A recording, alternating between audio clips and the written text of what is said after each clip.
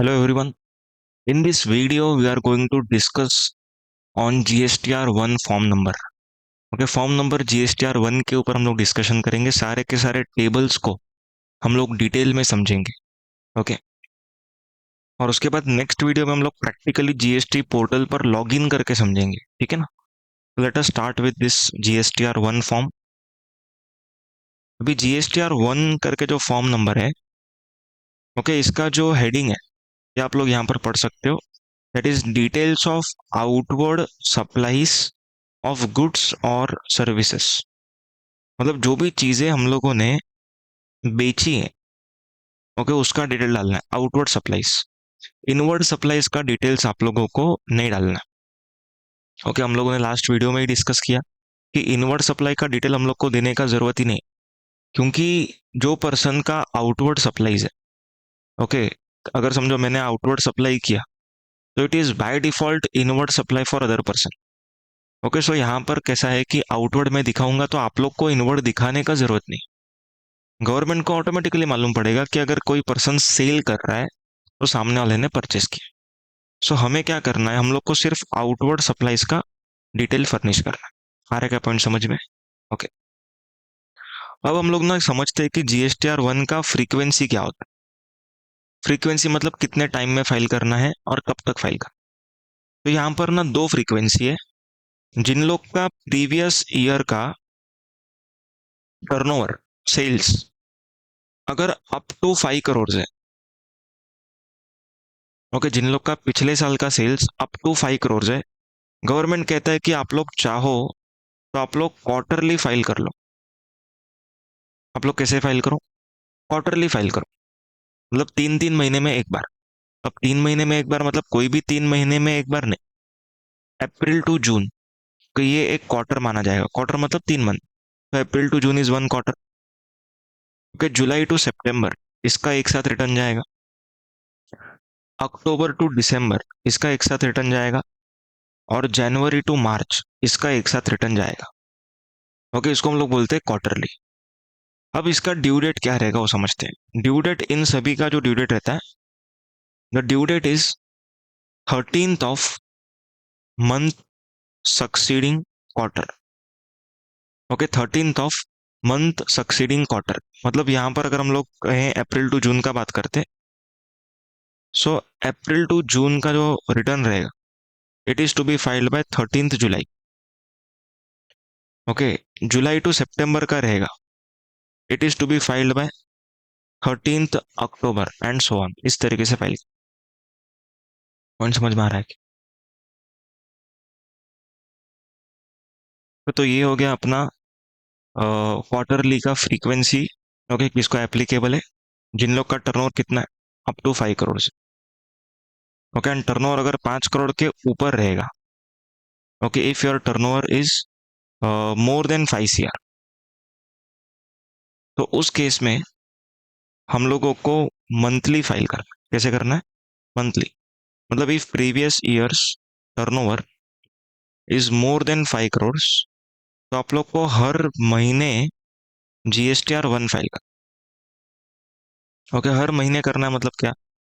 अगर April month में आपने सेल किया है तो पूरे अप्रैल महीने में जो भी आप लोगों ने बेचा है, it is to be shown up to 11 of next month. मतलब 11 मई तक फाइल करना. समझ में आया? तो यहाँ पर दो अलग टाइप का हम लोगों ने फ्रीक्वेंसी पढ़ा और दो अलग ड्यू डेट्स. ये GSTR1 का ड्यू डेट्स है. आ रहा है क्या समझ में? अब देखो, अब हम लोग ना एक छोटा सा डिस्कशन करते हैं. यहाँ पर आप लोग देखो.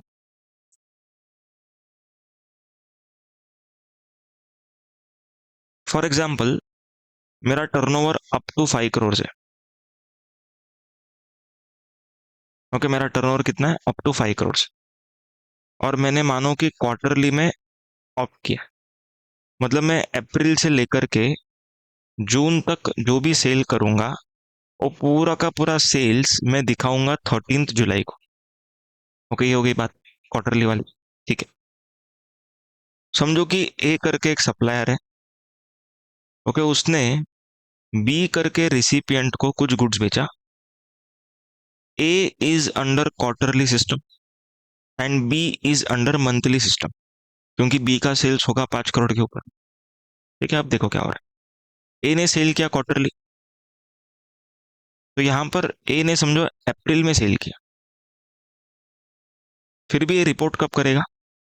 13 जुलाई को रिपोर्ट करेगा। अभी अगर ये 13 जुलाई को रिपोर्ट करेगा, मतलब ये जो गवर्नमेंट है ये क्या मानती है, जून के जून के जीएसटीआर 2A में दिखेगा इसको, 2A 2B जो रहेगा ये किस में दिखेगा? जून के बी को। क्यों जून के इसमें दिखेगा? क्योंकि 13 जुलाई को फाइल होगा ये। तो जीएसटीआर 2A 2B कौन से मंथ का अपडेट होगा इसका? बी का, जून का। मतलब आईटीसी कौन से मंथ में मिलेगा? जून में। ओके, जून में आईटीसी मिलेगा, इसका मतलब है कि 20 जुलाई को मिलेगा। आ रहा है क्या समझ में? 20 जुलाई को आईटीसी मिलेगा। अब प्रॉब्लम किधर आएगा मालूम है? ये बेचारा मंथली वाला है। ओके, ये बेचारा मंथली वाला है, और आईटीसी लेने के लिए एक इंपॉर्टेंट कंडीशन रहता है कि जब तक आप लोगों को 2B में नहीं दिखता you can not take ITC. अभी खरीदा इसने अप्रैल में, आईटीसी मिलेगा जून में, तो यहाँ पर 2 महीना, ओके 2 महीना इसको दिख नहीं रहा है 2B में। तो यहाँ पर इस बंदे को क्या करना पड़ता है? जीएसटी अपने पॉकेट से भरना पड़ता है गवर्नमेंट, क्योंकि इसको आईटीसी कब मिलने वाला है बताओ? जून में आईटीसी मिलेगा। आ रहा है समझ में? जून में आईटीसी मिलेगा, लेकिन खरीदी कब किया उसने? अप्रैल में खरीदी की। अगर ए मंथली में होता तो इसको आईटीसी कब मिलता? अप्रैल के रिटर्न में मिल जाता। तो यहाँ पर गवर्नमेंट ने क्या इंट्रोड्यूस किया? गवर्नमेंट ने टाइम लैग को हटाने के लिए, ओके अप्रैल से लेकर के जून तक का जो टाइम लैग है उसको हटाने के लिए एक रिटर्न इंट्रोड्यूस किया जिसको हम लोग बोलते हैं आईएफएफ। ओके, इसका फुल फॉर्म है इनवॉइस फर्निशिंग फैसिलिटी। ओके, एक रिटर्न है इनवॉइस फर्निशिंग फैसिलिटी। अब ये जो रिटर्न है, पहला बात तो ये ऑप्शनल है। किसके लिए हम लोग बात कर रहे हैं? ओके, ए के लिए, क्योंकि ए बेचारा क्या कर रहा है, 3 महीने में एक बार रिटर्न भर रहा है, उस वजह से उसके रिसिपिएंट को तकलीफ हो रहा है। तो गवर्नमेंट ने क्या किया, ए को बोला कि भाई अगर आप चाहो तो क्या कर सकते हो, आप 3 महीने में भले रिटर्न फाइल करो जीएसटीआर 1, लेकिन आप हर महीने क्या कर सकते हो? हर महीने मतलब फर्स्ट 2 मंथ्स के लिए, दैट इज अप्रैल एंड मई के लिए आप लोग क्या कर लो, आप लोग आईएफएफ फाइल करो। जून के लिए मत करना, क्योंकि जून का जब आप करेंगे तभी तो जीएसटीआर 1 में ही दिखा दोगे ना 13 जुलाई को। तो अप्रैल और मई में जो भी आप लोगों ने B2B सेल्स किया, क्या किया? B2B सेल्स, इसको आप लोग किस में दिखाओ? आईएफएफ में, इनवॉइस फर्निशिंग फैसिलिटी में, जिससे कि रिसिपिएंट को हर महीने आईटीसी मिलता रहे। आ रहा पॉइंट समझ में? तो रिसिपेंट को आईटीसी गवर्नमेंट देना चाहती है हर महीने, इसीलिए क्वार्टरली जीएसटीआर 1 के सप्लायर को कहा गया है अगर आप चाहो तो क्या कर सकते हो, you can file IFF and it is not mandatory, it is optional. Is it very clear? Okay, अभी हम लोग स्टार्ट करते हैं डिस्कशन जीएसटीआर 1 के फॉर्म नंबर पर। सबसे पहला तो जीएसटीआर 1 है। ओके, जीएसटीआर 1 में सबसे पहला जो कॉलम है it is GST number. Okay, ये 15 डिजिट का नंबर रहता है, तो ये 15 डिजिट का नंबर इधर ऑटोमेटिक आएगा, अपने को फिल नहीं करना। ये पूरा फॉर्म जो ये ऑनलाइन भरना हो। ओके, ये तीनों टेबल में हमें कुछ भी काम नहीं करना। ओके, कुछ भी काम नहीं करना। उसके बाद लीगल नेम, लीगल नेम मतलब कि जो पैन कार्ड पे नाम रहता है वो। ट्रेड नेम मतलब कि जिस नाम से आप बिजनेस कर रहे हो। फिर aggregate turnover in preceding financial year, ये ऑटोमेटिक आएगा, अपने को डालना नहीं। और ये वाला जो 3B है ये इररेलेवेंट है। ओके, ये कोई काम का नहीं है, ये फर्स्ट ईयर ऑफ बिजनेस के लिए ही था। ठीक है, अब मेन यहाँ पर हम लोग बात करने वाले हैं टेबल नंबर 4 की। कभी टेबल नंबर 4 चालू करने के पहले मैं आप लोगों को कुछ दिखाऊंगा, सिखाऊंगा टेबल नंबर 4 एंड 5 के बारे में। ओके, टेबल नंबर 4 एंड 5 के बारे में मैं पहले आप लोग को कुछ सिखाऊंगा, उसके बाद हम लोग आगे बढ़े। ठीक है ना? देखो, अब जीएसटी में there are 2 types of details which government want. दो टाइप का डिटेल्स रहता है। फिर टू टाइप्स ऑफ डिटेल्स। पहला टाइप का जो डिटेल्स रहता है, okay, it is called as invoice wise details. Okay, and दूसरा टाइप जो रहता है, इसको हम लोग कह सकते हैं कंसोलिडेटेड डिटेल्स।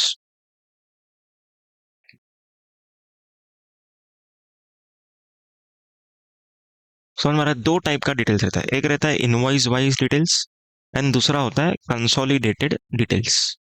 ठीक है, अभी ना मैं आपके सामने चार इनवॉइसेस बना रहा हूँ। ओके, यहाँ पर मैं बनाऊंगा चार इनवॉइसेस। ठीक है, उसके बाद मैं आपको बताऊंगा कि इनवॉइस वाइज डिटेल्स दिखता कैसे है एंड कंसोलिडेटेड डिटेल्स दिखता कैसे। ठीक है, तो चार इनवॉइस मैं यहाँ पर पहले रेडी करता हूँ। तो ये पहला इनवॉइस, सॉरी, ये पहला इनवॉइस, ये दूसरा इनवॉइस, ये तीसरा इनवॉइस और ये चौथा इनवॉइस। चौथा इनवॉइस थोड़ा छोटा बन गया, सॉरी। सुनो, अभी इनवॉइस पे क्या क्या चीज होता है? इनवॉइस नंबर होता है। ओके, इनवॉइस का डेट होता है।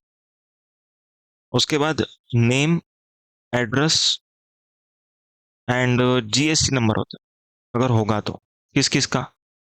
ओके, सप्लायर का भी रहता है एंड रिसिपेंट का भी रहता है, दोनों का रहता है। ओके, सप्लायर को तो रहेगा ही जीएसटी नंबर, क्योंकि जीएसटी में रजिस्टर्ड है तभी इनवॉइस बना रहा है।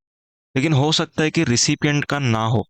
जैसे अगर हम लोगों ने मानो लैपटॉप खरीदा, तो हम लोग के पास तो कोई जीएसटी नंबर नहीं है, तो हम लोग के जीएसटी नंबर के कॉलम में कुछ भी नहीं होगा। ठीक है, अभी यहाँ पर बाकी अमाउंट्स रहता है, बहुत सारा चीज रहता है, लेकिन हम लोग बेसिक बेसिक चीज सीख रहे हैं। तो यहाँ पर समझो 1 लाख का अमाउंट लिखा हुआ है, 18,000 का जीएसटी। इस तरीके से 1,18,000। ओके, अभी इनवॉइस नंबर और डेट्स दोनों लिख देता हूँ। इनवॉइस नंबर 1, डेट है 5 अप्रैल 2025। Recipient is registered. ये जो टैक्स लगाया हुआ है ना, it is IGST. Okay, IGST कब लगता है? हम लोगों ने पिछले लेक्चर में सीखा है, जब हम लोग अपने स्टेट से बाहर बेचते हैं तब आईजीएसटी लगता है। Okay, and place of supply जो है, हम लोग महाराष्ट्र में, तो पीओएस आउट ऑफ महाराष्ट्र होगा, समझो गुजरात। ओके, ये पीओएस। इनवॉइस नंबर 1 समझ में आया सब लोग? ठीक है, अभी इनवॉइस नंबर 2 बनाता हूँ। इनवॉइस नंबर 2, इनवॉइस का जो डेट है, इट इज 6 अप्रैल 2025।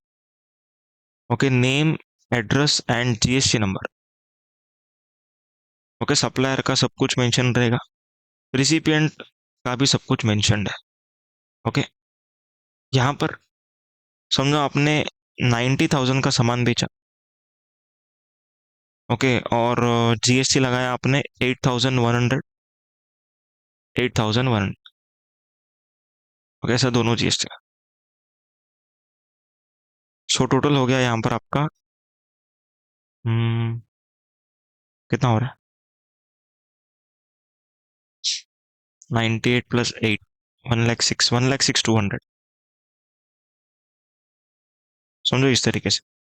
ओके, ये सीजीएसटी एसजीएसटी। समझना इनवॉइस नंबर 2।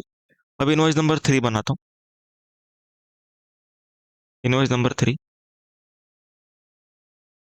इनवॉइस का जो डेट है, it is 8 April 2025। Name, address, GST number. Supplier का तो सब कुछ रहेगा ही रहेगा। रिसिपिएंट का जीएसटी नंबर नहीं है, मान के चलो। ठीक है, हमने इसको सामान बेचा 50,000 का, जीएसटी चार्ज किया 9,000। ठीक है, 59,000, ये आईजीएसटी था। एंड इसका जो पीओएस है, समझो ये था राजस्थान, हम महाराष्ट्र में, तो इसलिए आईजीएसटी। इनवॉइस नंबर 4, इनवॉइस का डेट 10 अप्रैल। Name, address, GST number. Supplier का तीनों है, रिसिपिएंट का जीएसटी नंबर नहीं है। हमने इसको 10,000 का सामान बेचा, 900 का जीएसटी चार्ज की, ऑब्वियसली सीजीएसटी एसजीएसटी। अब देखो ये 4 इनवॉइस हम लोगों ने यहाँ पर बनाए। अब ये चारों इनवॉइस में हम लोग को निकालना है invoice wise details and consolidated details. Okay, अब इनवॉइस वाइज डिटेल मतलब क्या? इनवॉइस वाइज मतलब क्या, आपने जो भी इनवॉइस में डिटेल डाला है ओके, वो सारे डिटेल्स का गवर्नमेंट को रिक्वायरमेंट। देखो गवर्नमेंट का अल्टीमेट ऑब्जेक्टिव क्या है? टैक्स निकालने का। लेकिन गवर्नमेंट को इस बार खाली टैक्स नहीं चाहिए, गवर्नमेंट को चाहिए कि आपने कौन से इनवॉइस में कितना टैक्स लगाया, किसको बेचा, कितने का बेचा, क्या प्लेस ऑफ सप्लाई, मतलब एक एक चीज चाहिए।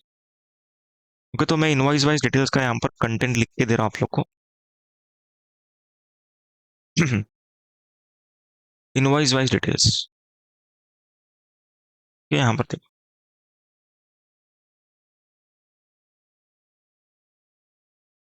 पहले तो इनवॉइस नंबर होना चाहिए, इनवॉइस का डेट होना चाहिए, सामने वाले का जीएसटी नंबर होना चाहिए, वैल्यू ऑफ सप्लाई होना चाहिए, जीएसटी का परसेंटेज होना चाहिए। ठीक है, उसके बाद IGST, CGST, SGST and place of supply. Okay, इतना दुनिया भर का डिटेल होना चाहिए।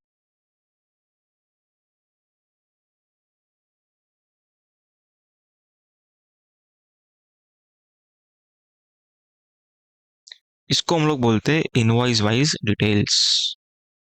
आई hope you are following. Okay, invoice wise detail मतलब समझ में आया क्या क्या होता है? ओके, इतना सब डिटेल को हम लोग बोलते हैं इनवॉइस वाइज। मतलब पूरे इनवॉइस का जो रेलेवेंट इंफॉर्मेशन है, पूरे इनवॉइस का जो रेलेवेंट इंफॉर्मेशन, वो सबका सब आना चाहिए, उसको हम लोग बोलते हैं इनवॉइस वाइज। ठीक है, अभी अगर मैं आपसे कहूँ कि इन चारों का मेरे को इनवॉइस वाइज डिटेल्स बताओ, इन चारों का मेरे को इनवॉइस वाइज डिटेल्स बताओ, तो आप लोग कैसे बताएंगे? खाली एक दो का सैंपल लेते हैं हम लोग, इनवॉइस नंबर 1 का बात कर लेते हैं। ठीक है, तो यहाँ पर मैं लिखूंगा इनवॉइस नंबर 1, 2 अप्रैल 2025, रिसिपेंट का जीएसटी नंबर है, value of supply 1 lakh, tax का रेट 18%, आईजीएसटी 9,000 और पीओएस हो जाएगा गुजरात था ना शायद, हाँ, गुजरात। ओके, हो गया पहले इनवॉइस का इनवॉइस वाइज डिटेल्स। दूसरे इनवॉइस का, दूसरे इनवॉइस का 6 अप्रैल का जीएसटी नंबर है, 90,000 का वैल्यू है, 18% का टैक्स रेट है, 8,100 का सीजीएसटी, 8,100 का SGST, POS Maharashtra. Okay, invoice number 3 का भी कर सकते हैं। कौन सा है? 8 अप्रैल 50,000। ओके, 8 अप्रैल जीएसटी नंबर नहीं है, ओके, 50,000, 18%, 9,000। एक मिस्टेक हुआ, आप लोगों ने नोटिस नहीं किया, इधर 18,000 आए, यहाँ पर 9,000, 9,000, सॉरी सॉरी सॉरी, आईजीएसटी में नहीं, सीजीएसटी एसजीएसटी में आया। हम लोगों ने किधर बेचा है ये? रियली सॉरी, 9,000 ही सही था। हम्म, राजस्थान। ठीक है, जाने दो। ये हो गया अपना इनवॉइस वाइज का डिस्कशन। ओके, मतलब एकदम डिटेल में इनवॉइसिंग का डिटेल्स चाहिए। अब हम लोग बात करते हैं कंसोलिडेटेड का। भाई कंसोलिडेटेड डिटेल मतलब क्या, एकदम शॉर्ट में बताओ। ओके, एकदम डिटेल में नहीं चाहिए हम लोग को, हम लोग को चाहिए एकदम शॉर्ट में इंफॉर्मेशन चाहिए, एकदम शॉर्ट में। जितना क्रिस्प इंफॉर्मेशन हो सकता है उतना बताओ, जिससे कि ये मालूम पड़े कि जीएसटी कितना भरने को आ रहा है। ठीक है, एकदम क्रिस्प इंफॉर्मेशन, एकदम शॉर्ट टू शॉर्ट, सबसे छोटे में छोटा इंफॉर्मेशन बताओ। तो हम लोग क्या क्या इंफॉर्मेशन देंगे जिससे कि मालूम पड़ जाए कि इतना इतना है। अब देखो, एकदम शॉर्ट में अगर बात करना है अपने को, तो वैल्यू तो मालूम होनी चाहिए, परसेंटेज तो मालूम होना चाहिए, और कौन सा टैक्स है ये तो मालूम होना चाहिए। ओके, एकदम शॉर्ट। तो 1 लाख के ऊपर 18%, तो जो भी आएगा वो, और पीओएस, बस। ये सबसे shortest form of information. Are you all following this?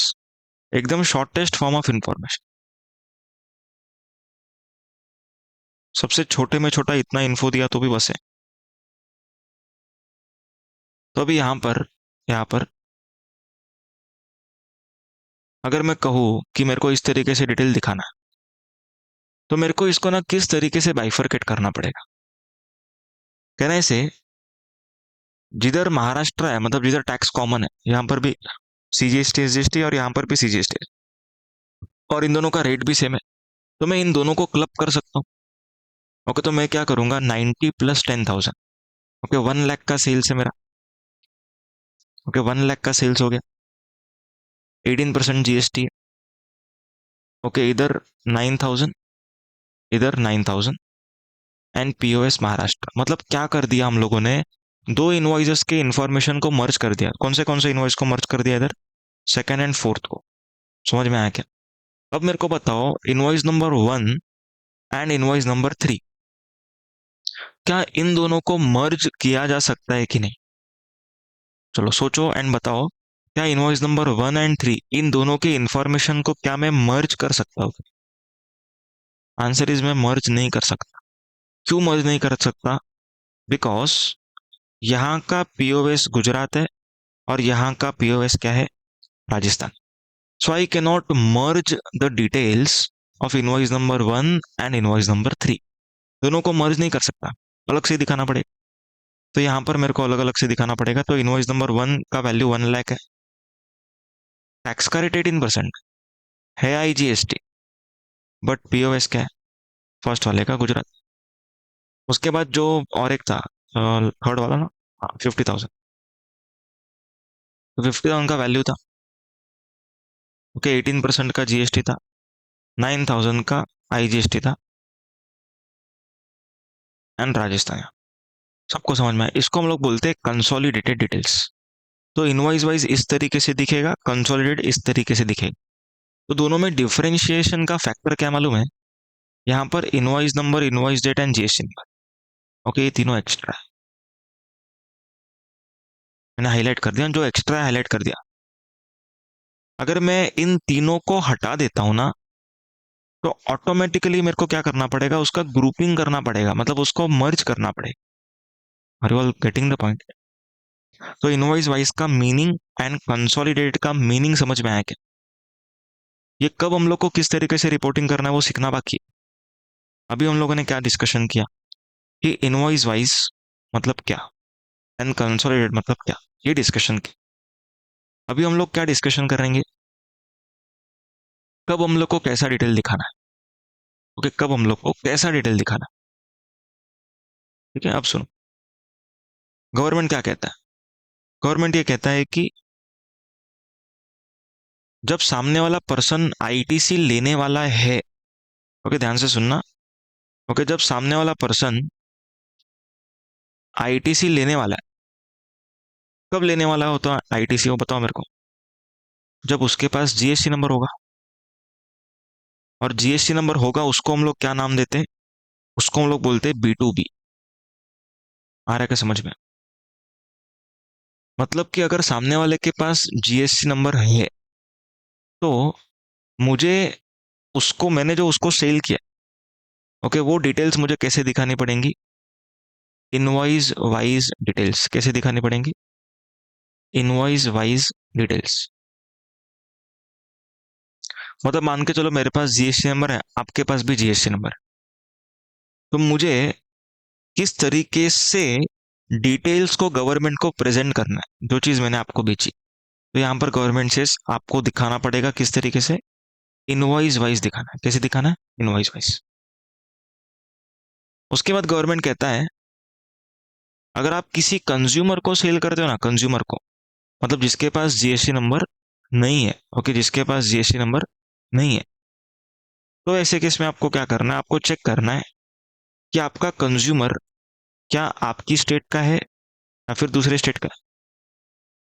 अगर ये बंदा आपके स्टेट का है, मतलब इंट्रा स्टेट सप्लाई, अगर आपके स्टेट का है, तो आपको कैसे दिखाना पड़ेगा? आपको दिखाना पड़ेगा कंसोलिडेटेड, मतलब ज्यादा डिटेल मत दिखाओ, ओके, आप क्या करो, टोटलिटी में दिखा दो, बस हो गया। ओके, इंट्रास्टेट अगर रहेगा B2C इंट्रास्टेट, तो आपको क्या करना है, टोटलिटी में दिखाना है। समझ में आ रहा है? और अगर आपका कंज्यूमर आपके स्टेट के बाहर का है, that is called as inter state supply, तो ऐसे केस में आप क्या करो, आप चेक करो कि जो प्रोडक्ट आप उसको बेच रहे हो उसका इनवॉइस वैल्यू कितना है।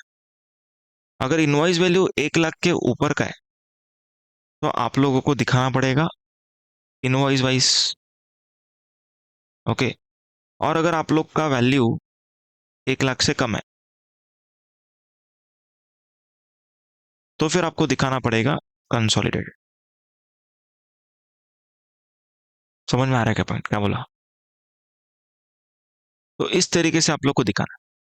कि मैं एक बार रिपीट करता हूँ पूरा, और कुछ एक्सरसाइज भी हम लोग करेंगे, उसके बाद हम लोग रिटर्न पर जाएंगे, ठीक है? तो हम लोग कोई भी चीज को ऐसा हवा में छोड़ के नहीं जाएंगे। तो B2B रहेगा ना, B2B मतलब कि सामने वाला अगर रजिस्टर्ड रहेगा तो हमेशा कैसे दिखाना है आप लोगों को, इनवॉइस वाइज। ओके, उसमें कोई डाउट नहीं। अगर B2C रहेगा तो इनवॉइस वाइज कब दिखाना है, B2C में इनवॉइस वाइज कब दिखाना है, जब इंटर स्टेट हो एंड इनवॉइस का वैल्यू 1 लाख के ऊपर का हो, तब आपको दिखाना है इनवॉइस वाइज। उसके अलावा हर एक केस में you have to show it as consolidated. I hope the discussion is clear now. आ रहा है क्या पॉइंट समझ में, क्या बोला? तो B2B में it is always invoice wise. B2C में कब इनवॉइस वाइज जाएगा, जब इंटर स्टेट होगा एंड वैल्यू 1 लाख से ऊपर होगा। कौन सा value? Invoice value. What is the meaning of invoice value? कमा, इनवॉइस वैल्यू मतलब कि जीएसटी को मिला के जो अमाउंट होता है वो। ओके, तो जैसे समझो 50,000 का वैल्यू है, तो मेरे को जीएसटी ऐड करके चेक करना है। तो यहाँ पर 59,000 है, तो मेरे को इनवॉइस वैल्यू 1 लाख से कम आ रहा है, तो फिर कंसोलिडेट। अगर समझो 1 लाख प्लस 18,000 होता, तो मेरे को 1,18,000 का वैल्यू चेक करेंगे, तो फिर इसको हम लोग को इनवॉइस वाइज दिखाना पड़ेगा। आ रहा है क्या पॉइंट समझ में? Is it very clear? तो अभी हम लोग डिस्कशन करते हैं, एक एग्जाम्पल के थ्रू हम लोग समझते हैं। क्योंकि मैं आप लोग को एक एग्जाम्पल यहाँ पर बना के दे रहा हूँ। आपको बताना है कि इनवॉइस वाइज है कि कंसोलिडेट। इसका फोटो ले लो, चाहिए तो है तो लिख लेना। उसके बाद ये एक्सरसाइज को सॉल्व कर। तो यहाँ पर मैं लिखता हूँ name of the recipient. Okay, उसका जीएसटी नंबर है कि नहीं है ये बताऊंगा। उसके बाद वैल्यू ऑफ सप्लाई बताऊंगा, जीएसटी का रेट बताऊंगा, फिर पीओएस बताऊंगा। ठीक है, और आप लोग को बताना है कि उसको इनवॉइस वाइज दिखाया जाए या फिर कंसोलिडेटेड। ठीक है, ए, बी, सी, डी, ई, एफ। ओके, ऐसे 6 लोग लिए। ए के पास जीएसटी नंबर है, सी के पास है, डी के पास है और एफ के पास। ओके, बी के पास जीएसटी नंबर नहीं है और ई के पास भी नहीं। एक काम करते हैं, एफ के पास भी नहीं है, ऐसा मान लेते चलो। ठीक है, अभी इसका वैल्यू है 60,000, टैक्स का रेट है 18%। हम लोग महाराष्ट्र के हैं। ओके, एंड पीओएस भी महाराष्ट्र। ठीक है ना? आगे, बी के पास जीएसटी नंबर नहीं है। ओके, वैल्यू 1,50,000, जीएसटी का रेट है 18%। ठीक है, और यह है गुजरात। ई 1 लाख, काम करते हैं, थोड़ा कैलकुलेशन इजी रखता हूँ। 2 लाख, 18%, महाराष्ट्र। एफ 60,000, 28%, गुजरात। ओके, सी 30,000, 18%, गुजरात। डी 50,000, 28%, महाराष्ट्र। ओके, देखो अभी हम लोग को इसको सॉल्व करना है। अभी क्या करने का, सबसे पहला चीज, इनवॉइस वाइज कब कब दिखाना होता है, जब भी B2B होगा तब ऑलवेज इनवॉइस वाइज। B2B मतलब जिसके पास जीएसटी नंबर है। एक तो 3। मतलब जो भी हम लोगों ने ए, सी और डी को सेल किया, ये किस तरीके से जाएगा? ओके, इनवॉइस वाइज जाएगा। Getting the point? Invoice wise जाएगा।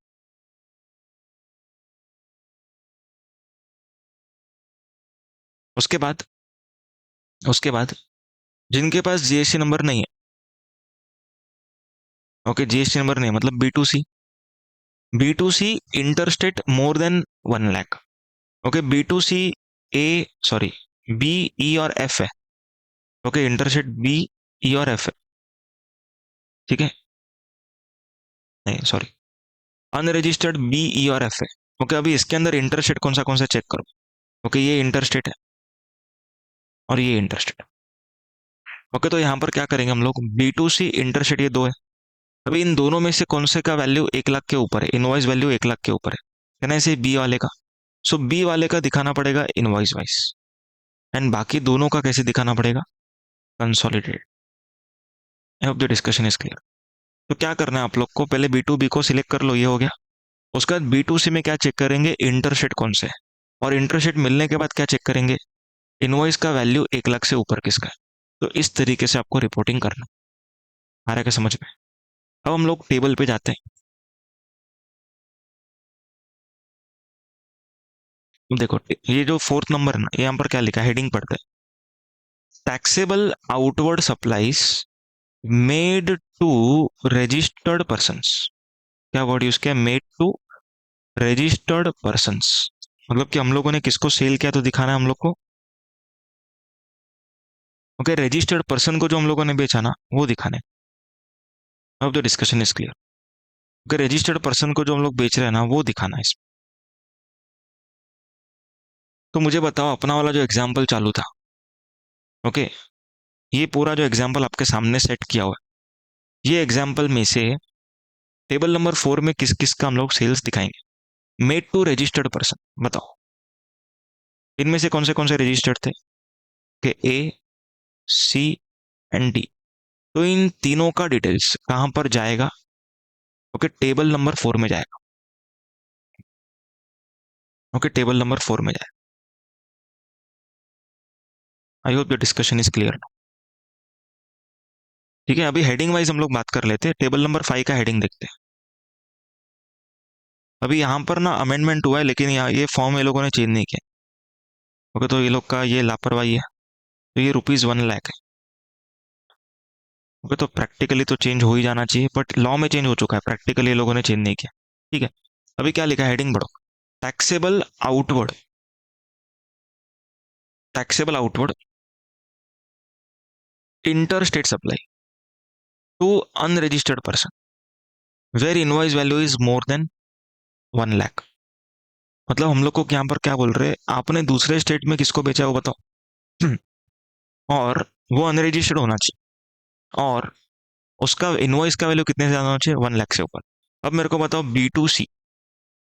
ओके, बी टू सी में तो बी, ई, एफ 3 थे, पर इंटरस्टेट कौन सा था, बी और एफ था। पर इनवॉइस का वैल्यू 1 लाख से ऊपर किसका था, सिर्फ बी का था। तो बी का रिपोर्टिंग किधर किया जाएगा, टेबल नंबर 5 में। समझ में आ रहा है क्या पॉइंट? अब बात करते हैं हम लोग ई और एफ, इन दोनों का रिपोर्टिंग किधर किया जाएगा, चेक करते हैं आगे। ओके, आगे कुछ कॉलम रहेगा, पढ़ते हैं। हाँ, टेबल नंबर 7 क्या लिखते हैं देखो। Taxable supplies, taxable supplies to unregistered persons, taxable supply to unregistered person other than covered in table 5। कि टेबल 5 मतलब अभी अभी हम लोगों ने जो सीखा वो टेबल 5 था। तो टेबल 5 को छोड़ के जो बाकी के अनरजिस्टर्ड बच गए ना, वो किधर दिखाने हैं अपने को, टेबल नंबर 7 के अंदर दिखाना है। समझ में आया? तो मैं इधर ई और एफ के बाजू में लिखता हूँ टेबल नंबर 7।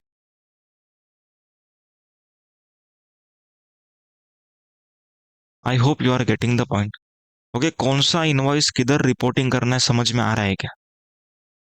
तो टेबल नंबर 4, 5 एंड 7, ऐसा 3 टेबल का डिस्कशन किया हम लोगों ने। सबको समझ में आ रहा है? अभी हम लोग टेबल नंबर 4 का इन डेप्थ डिस्कशन करें। ओके, टेबल नंबर 4 का, let us go into table number 4।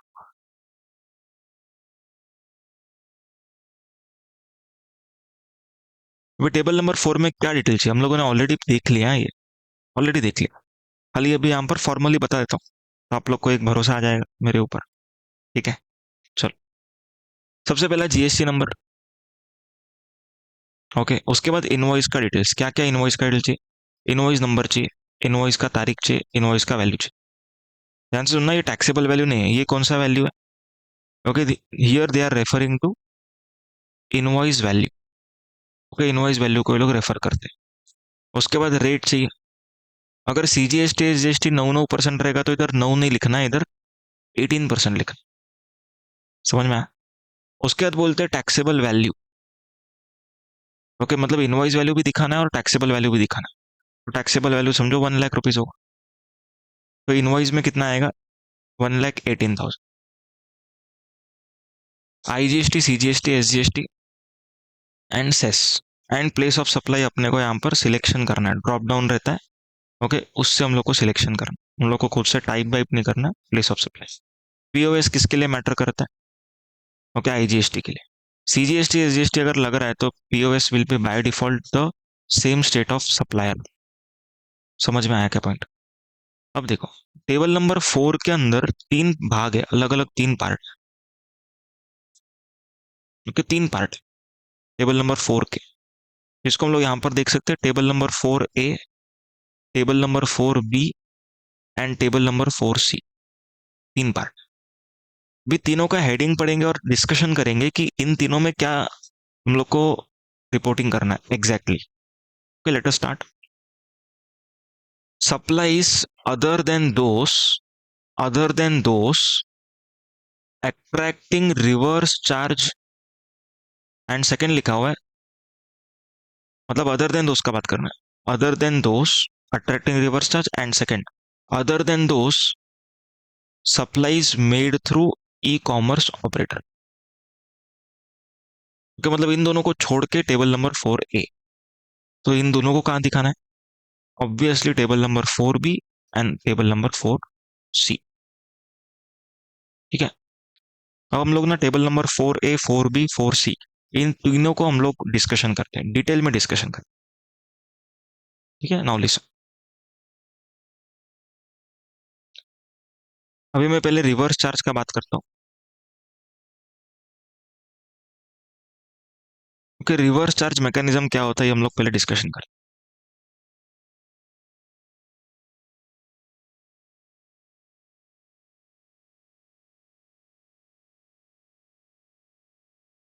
Reverse charge mechanism एकदम मैं शॉर्ट में बता रहा हूँ, डिटेल में मैं वीडियो नीचे डालूंगा। ओके, इसके बाद एक वीडियो अपलोड करूंगा, उसमें आप लोग को देखना है रिवर्स चार्ज क्या होता है। ठीक है ना। अब सुन, समझो यहाँ पर रेमंड है।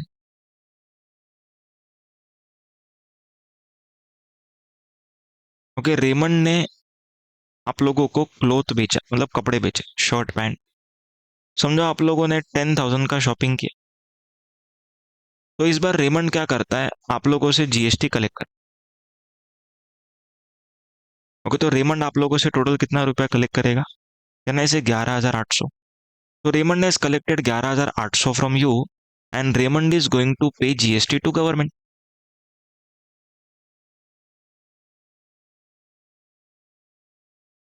ठीक है, तो इस मैकेनिज्म को हम लोग बोलते हैं फॉरवर्ड चार्ज मैकेनिज्म। इसको हम लोग क्या नाम देते हैं, इसको हम लोग नाम देते हैं फॉरवर्ड चार्ज मैकेनिज्म, इसको शॉर्ट में बोलेंगे हम लोग FCM, that is called as forward charge mechanism. तो फॉरवर्ड चार्ज में होता क्या है, सप्लायर जो है वो फॉरवर्ड वाले से जीएसटी कलेक्ट करता है। फॉरवर्ड मतलब सामने वाला, मतलब रिसिपिएंट से कलेक्ट, इसको बोलते हैं एफसीएम, शॉर्ट में अभी से बोलेंगे FCM, forward charge mechanism. So forward charge में जीएसटी कौन भरने वाला, कमान, फॉरवर्ड चार्ज में जीएसटी भरेगा रेमंड। समझा है क्या पॉइंट। ओके, अब हम बात करते हैं रिवर्स चार्ज की। अब रिवर्स चार्ज में जीएसटी उसका उल्टा होता है, हम लोग डिस्कशन करते हैं। समझो यहां पर LIC एजेंट है। ओके, एलआईसी के एजेंट को क्या इनकम मिलता है? कमान, एलआईसी के एजेंट को क्या इनकम मिलता है? कहने से कमीशन कमाता है एलआईसी का एजेंट।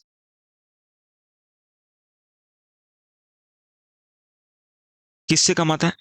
एलआईसी से। तो ये सर्विस किसको दे रहा होगा? एलआईसी को सर्विस दे रहा होगा। तो agent is earning commission. Okay, LIC agent is earning commission. किससे कमीशन कमा रहा है वो?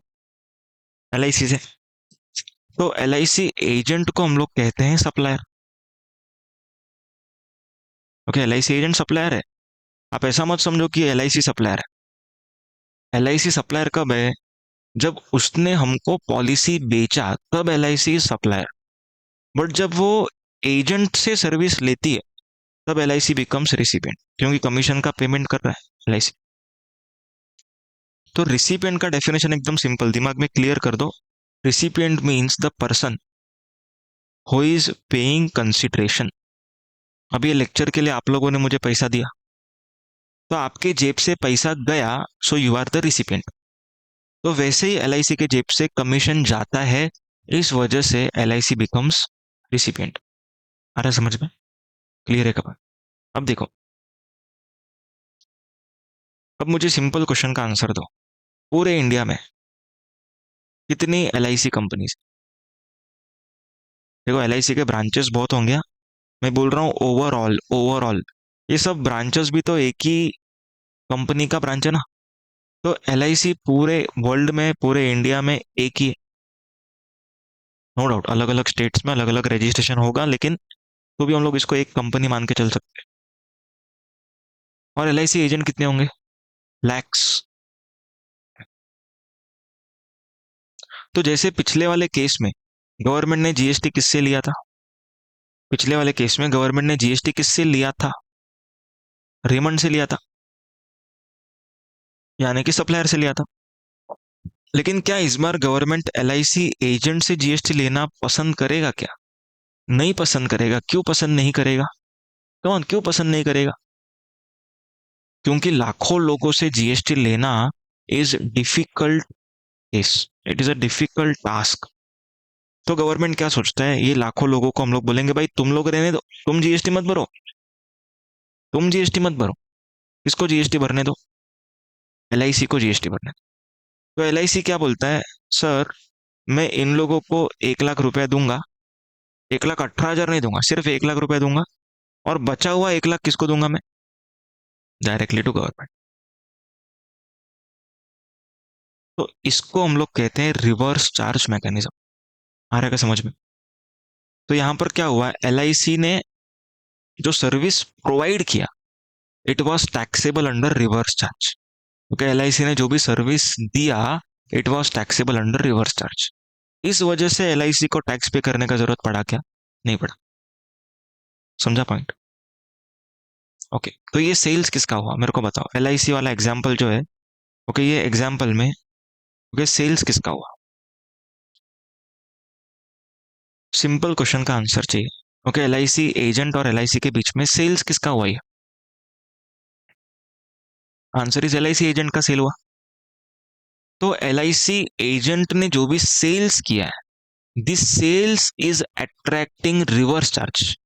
तो गवर्नमेंट से एलआईसी वालों, सॉरी एलआईसी एजेंट वालों, अगर आप लोग के पास जीएसटी नंबर है तो आप लोगों को कौन से टेबल में दिखाना पड़ेगा? So answer is 4B। Answer is 4B। समझ में आ रहा है पॉइंट? Answer is 4B। अभी आप लोगों को ना 4B में जाके दिखाने की जरूरत नहीं पड़ता है। आप लोग को ना एक टिक मार्क करना होता है। ओके, प्रैक्टिकली हम लोग देखेंगे ना तब आप लोग को समझेगा। उसमें ना एक टिक मार्क रहता है, आरसीएम यस और नो। अगर यस पे क्लिक करेंगे ऑटोमेटिकली 4B में पकड़ लेगा, नो पे क्लिक करेंगे ऑटोमेटिकली 4A में पकड़ लेगा। तो जो सिस्टम है वो बहुत एडवांस्ड है, कि आप लोग को कुछ ज़्यादा मेहनत नहीं करना। आप लोग को येस नो पे सिलेक्ट करना है, ऑटोमेटिकली वो ले लेगा। अब इसका प्रैक्टिकल एग्जांपल लेते हैं हम लोग, ठीक है? ये तो एक ऐसा एग्जांपल है जिसमें एलआईसी एजेंट तो जीएसटी रिटर्न फाइल नहीं करता होगा। तो थोड़ा सा भी हम लोग प्रैक्टिकली बात करें। अभी आप लोगों ने पोर्टर सुना है? पोर्टर, पोर्टर पोर्टर गुड्स को लेके जाने के लिए रहता है, मतलब पोर्टर। ओके, समझो ये ट्रक है।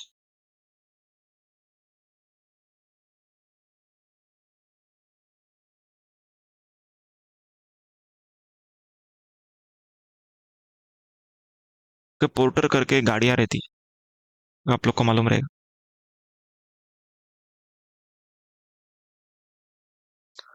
अभी पोर्टर जो भी सर्विस प्रोवाइड करता है ना, ओके, ये जो सर्विस होती है वो रिवर्स चार्ज में टैक्सेबल होती है। मतलब समझो एक फैक्ट्री है,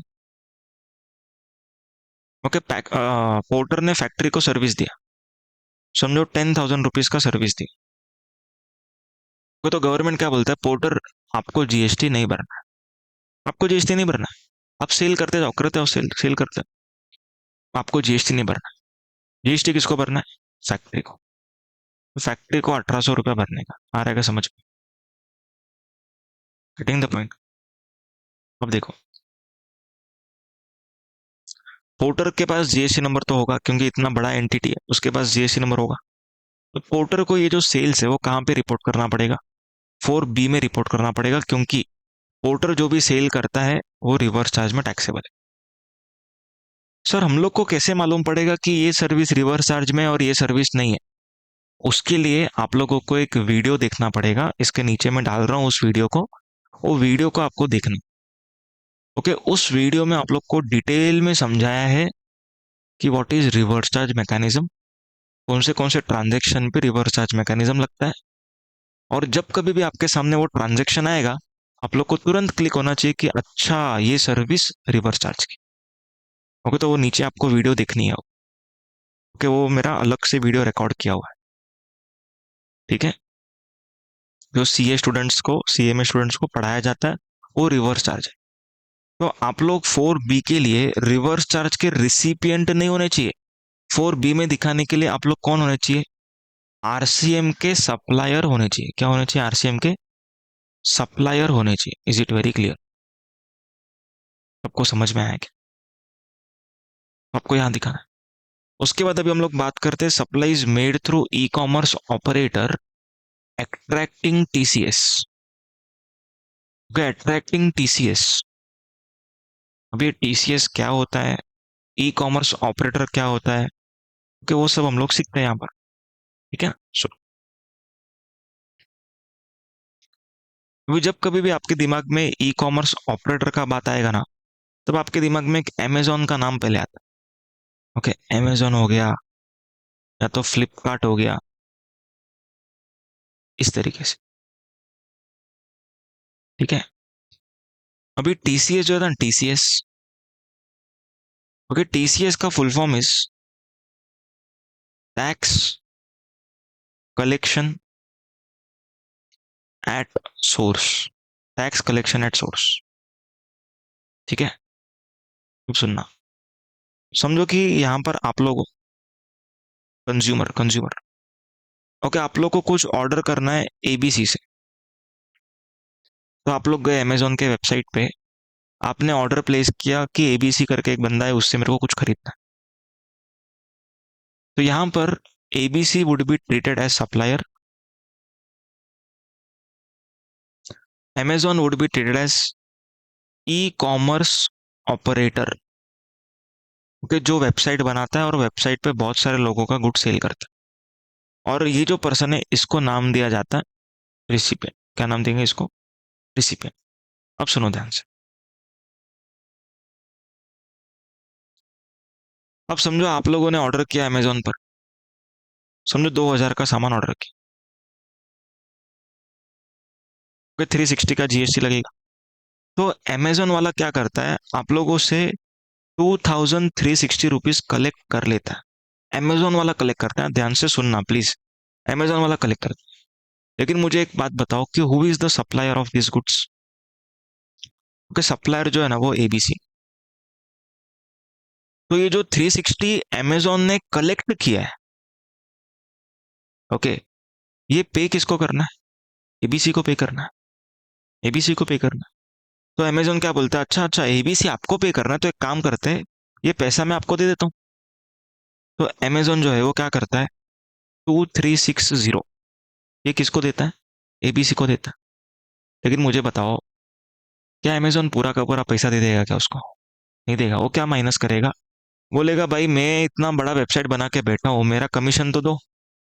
तो अज्यूम करते हैं कि अमेजोन का कमीशन 10% है, तो 200 रुपया कमीशन है अमेजोन। ₹200 कमीशन है अमेजोन का। अभी अमेजोन क्या कमा रहा है? कमीशन। तो अमेजोन को भी जीएसटी भरना पड़ता है। तो अमेजोन को जीएसटी भरना पड़ता है ₹36, दैट इज 200 के ऊपर 18%। सो अमेजोन को 2360 रिटर्न करना है एबीसी को। पर अमेजोन क्या माइनस करता है? खुद का कमीशन काट लेता है और ये कमीशन के ऊपर जीएसटी कट कर लेता है। तो यहां तक बात खत्म नहीं होती। गवर्नमेंट अमेजोन को बोलता है कि आप ये दोनों तो खत्म कट कर रहे हो, बराबर है, इसके साथ साथ आप लोगों को एक चीज और कट करनी है, that is called as TCS. Okay, TCS आपको कितना कलेक्ट करना है? इसका रेट रहेगा 0.5%। कितना रेट रहेगा? 0.5% on on value of supply. Value मतलब 2000 के ऊपर। तो यहां पर कैलकुलेशन करो, ₹10 आएगा, क्योंकि 2000 के ऊपर 1% ही ₹20 है, तो आधा परसेंटेज ₹10। तो यहाँ पर ₹10 माइनस होएगा, इसको बोलते हैं टीसीएस। तो भी नेट मेरे को बताओ एबीसी के हाथ में कितना रुपया आएगा? कैलकुलेट करो सब लोग। 2360 minus 236 minus 10, so can I से 2114। ओके, इतना रुपया एबीसी के पास आ जाएगा। समझ में आया पॉइंट? अब एबीसी को क्या करना है? सबसे पहला काम, एबीसी को गवर्नमेंट को पे करना है। कितना रुपया पे करना है बताओ? कैन आई से ₹360, क्योंकि एबीसी ने सेल किया। किसके थ्रू सेल किया? किसके थ्रू सेल किया? अमेजोन के थ्रू सेल किया। समझ में आ रहा है क्या पॉइंट? तो यहाँ पर एबीसी को ₹360 गवर्नमेंट को चुकाना। क्यों चुकाना है? बिकॉज अमेजोन के थ्रू इसने बेचा। तो ये जो सेल किया ना, ये जो सेल जिसके ऊपर 360 भरने को आ रहा है, ABC has to report this in table number 4C। सबको समझ में आएगा? ओके, टेबल नंबर 4C में ये रिपोर्ट किया जाए। आई hope the detail discussion is very clear. Okay, अभी हेडिंग एक बार आप लोग देखो, अभी आपको समझ में आएगा। Supplies made through e commerce operator, मतलब ABC has made supply through Amazon, attracting TCS. Attracting TCS मतलब अमेजोन ने क्या कट किया? टीसीएस कट किया ना, यहाँ पर देखो ₹10 टीसीएस कट किया। सर ये हमको बताओ कि अमेजोन को टीसीएस कब कट करना पड़ता है? अमेजोन को टीसीएस तब कट करना पड़ता है जब सबसे पहला चीज, consideration is received received by Amazon. Amazon को पैसा मिला है किससे? इस कंज्यूमर से पैसा अमेजोन को मिला। और second important point, section number 9 subsection 5 का ट्रांजैक्शन नहीं होना चाहिए। सर 9 सबसेक्शन 5 क्या होता है? 9 सबसेक्शन 5 क्या होता है? देखो 9 सबसेक्शन 5 में there are some services not goods, there are some services जिसके ऊपर टैक्स पे कौन करता है? E commerce. जैसे मैं यहां पर लिख देता हूं, Ola, Uber, Rapido. Okay, examples है MMT, Oyo, Urban Clap, Zomato and Swiggy. तो ये जो भी हम लोगों ने यहाँ पर लिखा है ना, इन सब के ऊपर टीसीएस नहीं आता। ओके, इन सब के जो सर्विस है उसके ऊपर टीसीएस नहीं आता। ठीक है, तो वो डिटेल में डिस्कशन अभी नहीं करेंगे हम। समझ में? तो कंसीडरेशन इंपॉर्टेंट पॉइंट क्या है? कंसीडरेशन किसको मिलना चाहिए? कम, ई कॉमर्स ऑपरेटर। तो ऐसे केस में टीसीएस उसको क्या करना पड़ेगा? कट करना पड़ेगा। तो यहाँ पर जो एबीसी ने सेल किया है, ये जो सेल है, it will be reflected in it will be reflected in table number 4B। सबको समझ में आ रहा है? क्लियर है? टेबल नंबर 4 अच्छे से समझ में आ गया। अब बात करते हैं टेबल नंबर 5 की, जो कि हम लोगों ने पहले ही डिस्कशन कर ली। कि टेबल नंबर 5 में क्या लिखते हैं लोग? प्लेस ऑफ सप्लाई बता दो। ठीक है। ओके, अभी इनवॉइस नंबर चाहिए, इनवॉइस डेट चाहिए एंड वैल्यू चाहिए। देखो टेबल नंबर 4 और टेबल नंबर 5 में ना एक डिफरेंस आप देखोगे, यहाँ पर ना जीएसटी नंबर का कॉलम था, इधर देखो। लेकिन टेबल नंबर 5 में there is no column of GST number, because यहाँ पर क्लियर कट बोला है कि टू अनरजिस्टर्ड। अगर अनरजिस्टर्ड बोल चुके हैं तो फिर जीएसटी नंबर मांग के क्या मतलब है? No GST number.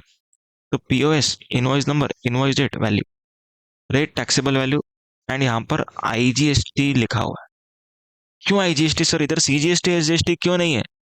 बिकॉज यहाँ पर क्लियरली बोला है इंटर स्टेट। अगर मैं कहूँ इंटर स्टेट तो सीजीएसटी एसजीएसटी आएगा क्या? नहीं आएगा ना। इंट्रा पे आता है वो। इंटर पे क्या आएगा? हमेशा आईजीएसटी आएगा। तो इधर इंटर लिखा है और आईजीएसटी लिखा है। I hope discussion is clear. उसके बाद इसके अंदर भी table number 5A, okay, and table number 5B, ऐसा दो टेबल्स। ठीक है, सेम है उसका headings. Outward supply other than e commerce, outward supply other than, sorry, outward supply from e commerce. इसमें आरसीएम का कोई पॉइंट नहीं रखा है लोगों ने, ओके, क्योंकि आरसीएम के केस में हमेशा रजिस्ट्रेशन रिसिपेंट को लेना पड़ता है। ठीक है, एंड आरसीएम मतलब क्या होता है? अगर मैंने सेल किया, ओके, किसको?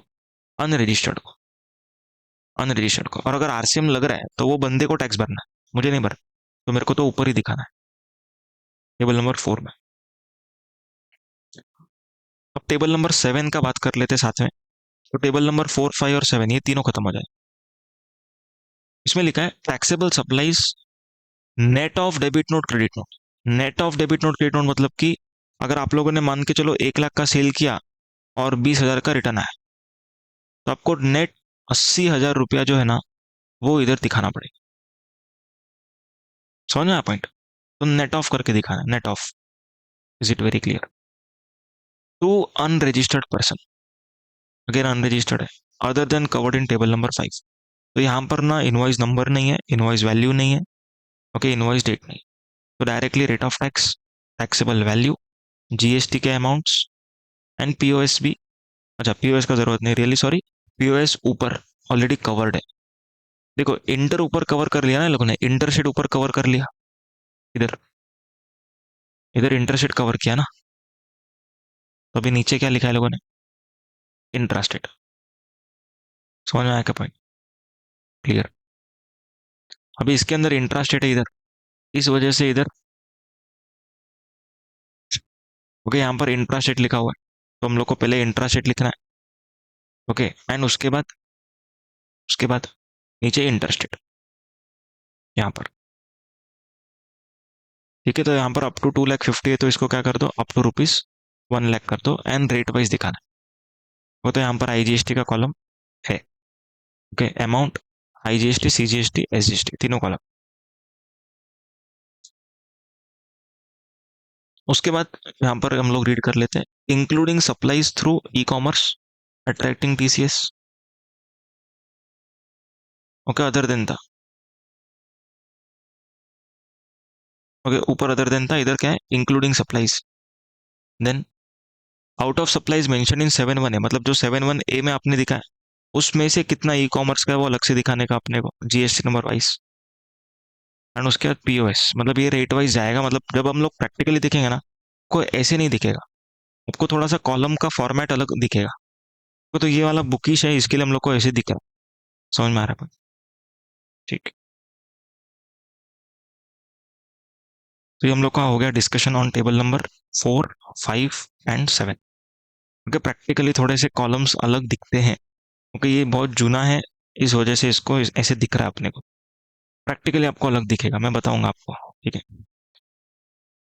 तो अगले वीडियो में हम लोग बाकी के जो बचे हुए टेबल्स है वो डिस्कस करेंगे। ठीक है, तो अभी टेबल्स का डिस्कशन चालू है, एंड देन हम लोग प्रैक्टिकल की तरफ जाएंगे। That's it with this video. Thank you so much, take care.